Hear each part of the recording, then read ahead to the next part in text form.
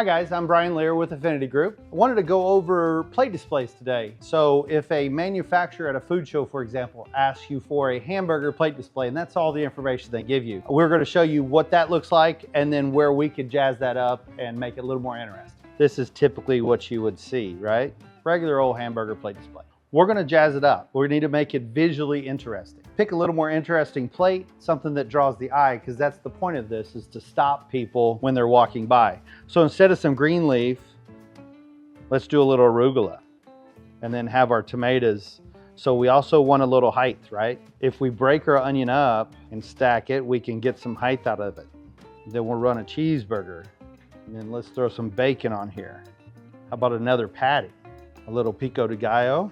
And then everyone's favorite, the old fried egg. So now if you're gonna stop walking by a table, which one are you gonna take a second look at? I would think it'd be this big tall rascal right here.